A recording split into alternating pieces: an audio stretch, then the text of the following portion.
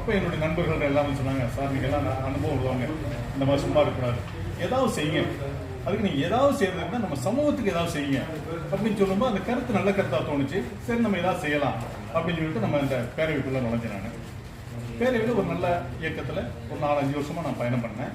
நல்லா இருந்துச்சு, யாரையும் குறை சொல்ல விரும்பல, நான் நல்லா இருந்துச்சு. அதில் சின்ன சின்ன கருத்து வேறுபாடுகள் என்னன்னு கேட்டிங்கன்னாக்க, என்னை பொறுத்தளவுக்கு எனக்கு தலைவர் தான் எம்ஜிஆர் தான், அதுக்கடுத்த தலைவர் தான் ஜெயலலிதா தான், அதுக்கடுத்து யாரும் தலைவராக ஏற்றக்கூடிய மனப்போக்கம் எனக்கு இல்லை. அப்படிங்கும்போது என்னுடைய நண்பர் வந்து ஒரு அரசியல் கட்சி ஆரம்பிச்சிட்டாரு. அந்த கட்சி ஆரம்பிக்கும்போது அவரை தலைவராக ஏற்றக்கூடிய பக்கம் எனக்கு வரல. அது என்னன்னு என்னால் முடியல.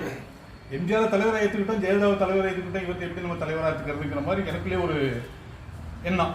அதனால நான் அப்படியே அமைதியாக இருந்துட்டு இருக்கும்போது அன்னை செல்லப்பாண்டி இவங்கெல்லாம் சொன்னாங்க, ஆனால் நீங்கள் எல்லாம் இந்த மாதிரி இருக்கக்கூடாது, நம்ம சமூக பணி நம்ம எப்பவும் செய்வோம், நீங்கள் சரிங்க, நாங்கள்லாம் உங்கள் பின்னாடி இருக்கோம் அப்படின்னு சொல்லி அவர், அழகுராஜா, கிருஷ்ணகுமார் போன்றவங்களாம் சொன்ன உடனே சரி ஏன் நம்மளும் இது மாதிரி செய்யக்கூடாது அப்படிங்கும்போது, நம்ம தமிழ்நாட்டில் எடுத்துக்கிட்டோம்னாக்க நம்ம சமூகம்தான் அதிக எண்ணிக்கை உள்ளது, அதிக பெர்சன்டேஜ் உள்ளது. வேறு எந்த சமூகமே நம்ம பெர்சன்டேஜுக்கு ஈக்குவலாக கிடையாது. அடுத்த நம்ம சமூகத்துக்கு அடுத்த எடுத்தோம்னா 15% இருக்காங்க, ஒருத்தர் 12 இருக்காங்க, ஒருத்தர் 7 இருக்காங்க, ஒருத்தர் 5 இருக்காங்க, ஒருத்தர் 2 இருக்காங்க. அந்த 2% உள்ளவங்களுக்கு 3 MP இருக்கான், 7 MLA இருக்கான். ஆனால் இத்தனை சதவீதம் உள்ளவங்களுக்கு நம்ம யார் இருக்கா, நம்ம குரல் கொடுக்கறதுக்கு யார் இருக்கா? யாருமே இல்லை. அதுக்கு காரணம் என்ன? கொஞ்சம் நல்லா யோசிச்சு பாருங்க. 600 வருஷத்துக்கு முன்னாடி விஜயநகர பேரரசு இந்தியாவுக்கு நம்ம வர்றோம். விஜயநகர பேரரசு வரும்போது சேர சோழ பாண்டிய மன்னர்கள் இருக்காங்க. பாண்டிய மன்னர்களுடைய அழைப்பின் பேரில் தான் விஜயநகர பேரரசு கிருஷ்ணதேவராயர் உள்ள வர்றாரு.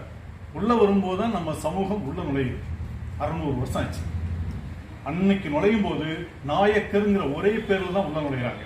அன்னைக்கு நாயுடு கிடையாது, கவரா நாயுடு கிடையாது, வெள்ளம்ம நாயுடு கிடையாது, பலிஜா நாயுடு கிடையாது, கம்மவாறு, பலிஜா, போயர், எந்த பிரிவும் கிடையாது. அன்னைக்கு நாயக்கருங்கிற ஒரே சமூகம் உள்ள நுழையுது.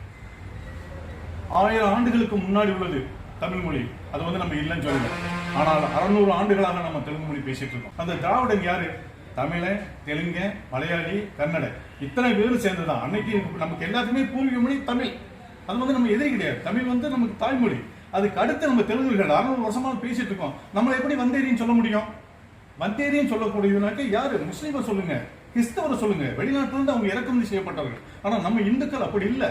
நம்மளா இந்தியர்கள். இந்திய மண்ணுக்கு சொந்தக்காரர்கள் யாரும் நம்ம தான். அதுவும் தமிழ்நாடு சொந்தக்காரர்கள், தென்னகத்துக்கு சொந்தக்காரர்கள் யாரும் நாயக்கர்கள் தான்.